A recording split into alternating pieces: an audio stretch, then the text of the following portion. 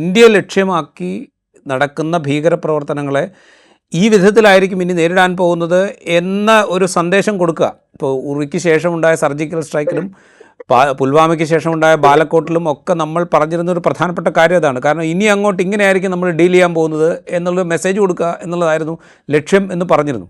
ഇപ്പോൾ ഈ പാകിസ്ഥാനിലെ 4 കേന്ദ്രങ്ങൾ, പാക് അധീന കാശ്മീരിലെ 5 കേന്ദ്രങ്ങൾ എന്ന് പറയുമ്പോൾ ഒരു 8-9 ലൊക്കേഷൻസിൽ അറ്റ് എ ടൈം ആക്രമണം നടത്തുമ്പോൾ ഇനി അങ്ങോട്ട് ഇത് ടോളറേറ്റ് ചെയ്യാൻ ഞങ്ങൾ ഉദ്ദേശിച്ചിട്ടില്ല, ഇനി ഇങ്ങോട്ട് ആക്രമിക്കുകയാണെങ്കിൽ ഇതിലും വലിയ തിരിച്ചടി ഉണ്ടാവും എന്നുള്ളൊരു മെസ്സേജ് അത് ഈ ഭീകര കേന്ദ്രങ്ങളും അത് നടത്തുന്ന ആളുകൾക്കും മാത്രമല്ല അതിനെ പ്രൊട്ടക്റ്റ് ചെയ്യുന്ന ആളുകൾക്ക് കൂടിയാണ്. അതൊരു മെസ്സേജ് അല്ലേ? അറ്റാക്കുകൾ ഇപ്പോഴത്തെ അറ്റാക്ക് തമ്മിൽ ചെറിയ വ്യത്യാസമുണ്ട്. ഉദാഹരണത്തിന് നേരത്തെ അറ്റാക്ക് ചെയ്തപ്പോൾ നമ്മുടെ പ്ലെയിൻ മുകളിൽ ചെന്നിട്ട് പ്ലെയിൻ അവരുടെ ബോർഡർ കടന്ന് അവിടെ ചെന്നിട്ട് അറ്റാക്ക് ചെയ്യുകയായിരുന്നു. ഇപ്പോൾ ഇപ്രാവശ്യം എന്ന് പറയുന്നത് നമ്മുടെ സ്ഥലത്ത് നിന്ന് തന്നെ നമ്മുടെ രാജ്യത്ത് തന്നെ മിസൈൽ അയക്കുകയായിരുന്നു. അപ്പം മിസൈൽസ് പല സ്ഥലങ്ങളിലേക്ക് അയക്കാൻ പറ്റും. കാര്യം ബട്ടൺ ഇടുമ്പോൾ ബസ്സിൽ പോകും.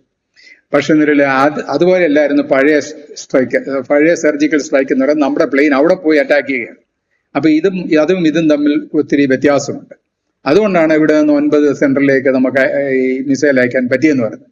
ഒരുപക്ഷെ നമ്മുടെ ഇന്റലിജൻസ് ഏജൻസിന്റെ അവർ ടാർഗറ്റ് ഈ 9 സ്ഥലത്തും ടാർഗറ്റ് കണ്ടിരിക്കാൻ, ടാർഗറ്റിനെ കുറിച്ചുള്ള ശരിയായ ബോധമുണ്ടായിരിക്കുക, അല്ല അതിന്റെ ലൊക്കേഷൻ അറിയാൻ കറക്റ്റായിട്ട്, അതുകൊണ്ട് ചെയ്യാൻ പറ്റി. പക്ഷെ ചെയ്യാൻ പറ്റിയത് നമ്മുടെ രാജ്യത്തിരുന്നുകൊണ്ട് നമ്മുടെ മിസൈലാണ് അയച്ചത്, അല്ല നമ്മുടെ പ്ലെയിൻ പോയി തകർക്കുകയല്ലായിരുന്നു. അത് നമ്മൾ മനസ്സിലാക്കേണ്ട ഒരു കാര്യം. പക്ഷെ പണ്ട് അങ്ങനെയല്ലായിരുന്നു. പണ്ട് എന്ന് പറയുന്നത് നമ്മുടെ പ്ലെയിൻ പറന്നുപോയി അറ്റാക്ക് ചെയ്യായിരുന്നു. ഒരു പ്ലെയിനെ ഒരുപക്ഷെ താങ്കൾ ഓർക്കുമായിരിക്കും, ഒരു പ്ലെയിനെ താഴെ അവർ വെടിവെച്ചിടുകയും ചെയ്തു. അവർ നമ്മുടെ പൈലറ്റിനെ പിടിക്കുകയും ചെയ്തു, അറസ്റ്റ് ചെയ്യുകയും ചെയ്തു. പിന്നീട് ഒരു ദിവസം കഴിഞ്ഞപ്പോൾ അദ്ദേഹത്തെ അവരുടെ ഇന്റർവ്യൂ ഒക്കെ കഴിഞ്ഞിട്ട് അയാളെ തിരിച്ച് വിടുകയും ചെയ്തു. അത് ഒരുപക്ഷെ താങ്കൾ ഓർക്കുമായിരിക്കും. റൈറ്റ്. ഞാനതല്ല ചോദിക്കുന്നത്, ഇതുപോലെയുള്ള വലിയ ഹിറ്റിംഗ് ഇനി ഉണ്ടാകാം എന്നുള്ളൊരു മെസ്സേജ് കൊടുക്കലായി ഇതിനെ വ്യാഖ്യാനിക്കണം. ഇതൊരു എന്താ പറയുക, ഒരു രാജ്യത്തിൻ്റെ റിയാക്ഷൻ എന്നുള്ളതും എന്ന രീതിയിൽ നമ്മൾ ഇതിനെ കാണണ്ടേ എന്നുള്ളതാണ് എൻ്റെ ക്വസ്റ്റ്യൻ. കാണണ്ട എന്നല്ല ഞാൻ പറയുന്നത്. പക്ഷെ അതിന് മുൻപ് തന്നെ പല വിധത്തിലുള്ള നമ്മുടെ നടപടികൾ സ്വീകരിച്ചു. ഉദാഹരണത്തിന് പാകിസ്ഥാനിലോട്ട് ഒഴുകുന്ന രണ്ട് നദികളിൽ നിന്നുള്ള വെള്ളം സ്റ്റോപ്പ് ചെയ്തു. ഇപ്പൊ അങ്ങോട്ട് ഒരു തുള്ളി പോലും വരുന്നില്ല. ഇന്നലത്തെ ഞാൻ പാകിസ്ഥാനിലെ ഒരു പത്രം ഞാനിങ്ങനെ നോക്കിയപ്പോൾ അതിനകത്ത് കിടക്കുന്നു, അവിടുത്തെ കൃഷി ചില ഭാഗങ്ങളിലൊക്കെ വെള്ളം കുടിക്കാൻ പോലും വെള്ളം കിട്ടാത്തൊരു അവസ്ഥ വരികയാണ്. അപ്പൊ അതൊക്കെ നമ്മുടെ ഒരു നല്ല ഒരു ആക്ഷൻ ആയിരുന്നു. അതുകൊണ്ടൊക്കെ അതിന്റെയൊക്കെ പ്രയോജനമുണ്ട്. പക്ഷെ ഈ ഒരു സർജിക്കൽ സ്ട്രൈക്ക് കൊണ്ട് ആ ഒരു പ്രയോജനം ഉണ്ടായോ എന്നെനിക്ക് സംശയമുണ്ട്.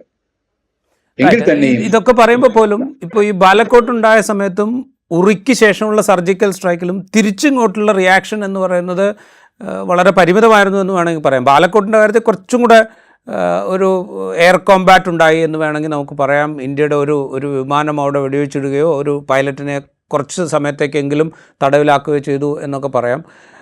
പക്ഷേ ഇതങ്ങനെയല്ല. പാകിസ്ഥാനെ സംബന്ധിച്ച് അവരുടെ മണ്ണിൽ 4 ഇടത്ത് ആക്രമണം നടത്തിയിരിക്കുന്നു. സ്വാഭാവികമായിട്ടും അവരുടെ റിട്ടാലിയേഷന് കുറച്ചുകൂടെ ഹൈറ്റ് ഉണ്ടാകാനുള്ളൊരു സാധ്യതയല്ലേ? അതിൻ്റെ ഭാഗമായിട്ടല്ലേ ഇപ്പോൾ നിയന്ത്രണ രേഖയിലൊക്കെ കൂടുതൽ വലിയ ഷെല്ലാക്രമണം നടക്കുന്നത്? ഒരുപക്ഷെ കൂടുതൽ ആലോചനകൾക്ക് ശേഷം കുറച്ചുകൂടെ ശക്തമായ തിരിച്ചടിക്ക് പാകിസ്ഥാൻ തയ്യാറാകാനുള്ളൊരു സാധ്യത ഉണ്ടോ? അങ്ങനെയാണെങ്കിൽ ഇത് കുറച്ചുകൂടെ എസ്കലേറ്റ് ചെയ്യാനുള്ളൊരു ചാൻസസ് അവിടെ ഉണ്ടോ? അത് എസ്കലേറ്റ് ചെയ്യരുതെന്നാണ് നമ്മുടെയൊക്കെ സാധാരണ ജനങ്ങളുടെയൊക്കെ ആഗ്രഹം. നമുക്കൊരു പാകിസ്ഥാനോട് ഒരു യുദ്ധം നടത്തി ജയിക്കേണ്ട കാര്യമൊന്നും ഉള്ളതായിട്ട് എനിക്ക് തോന്നുന്നില്ല. ഇത് അവർ തെറ്റ് ചെയ്തെങ്കിൽ അതിനെ അവർക്ക് ശിക്ഷ കൊടുത്തു, അല്ലെങ്കിൽ നമ്മുടെ ശക്തി അവരെ കാണിച്ചു എന്നുള്ള രീതിയിൽ നമുക്കിതിനെ സിംബോളിക്കായിട്ട് നമുക്കതിനെ കാണാം.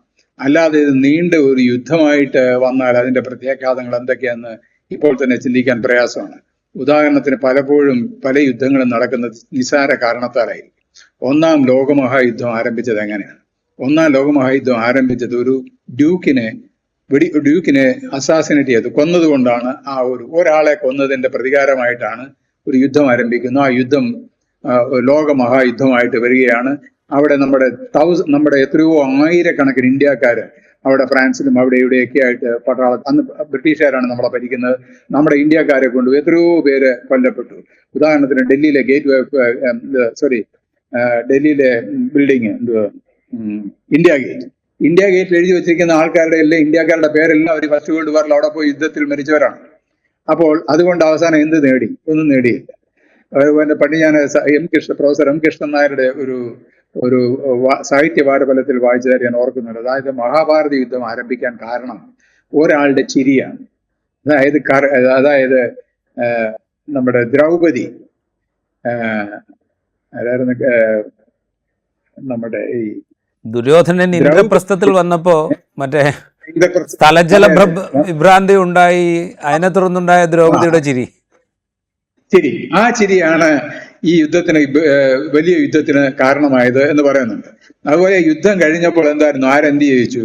അവസാനം കുരുക്ഷേത്രയിൽ ആരും ഇല്ലായിരുന്നു, പാണ്ഡവർ മാത്രമേ ഉള്ളായിരുന്നു. ബാക്കി എല്ലാ പട്ടാളക്കാരും ജനിച്ചു എന്നാണ്, കൊല്ലപ്പെട്ടു എന്നാണ് കഥ പറയുന്നത്. ആരും ഭരിക്കാനായിട്ട് ആരും ഇല്ലായിരുന്നു. നേടിയത് എന്താണോ? ഒന്നും നേടിയില്ല. ചുരുക്കം പറഞ്ഞാൽ യുദ്ധം കൊണ്ട് ഒന്നും നേടാനായിട്ടില്ല. യുദ്ധമല്ല നമുക്ക് വേണ്ടത്. ഡിപ്ലോമസിയുടെ പ്രധാന ലക്ഷ്യം തന്നെ പീസ് അല്ലെങ്കിൽ സമാധാനം കൊണ്ടുവരിക എന്നുള്ളതാണ്. ഈ സ്ട്രൈക്ക് നടന്നു, ഇത് നമ്മുടെ ശക്തി കാണിച്ചു. നമ്മളത് ഇനിയും അത് ഒരു യുദ്ധത്തിലേക്ക് എത്താതിരിക്കട്ടെ എന്ന് ആഗ്രഹിക്കുന്നു, പ്രാർത്ഥിക്കുന്നു.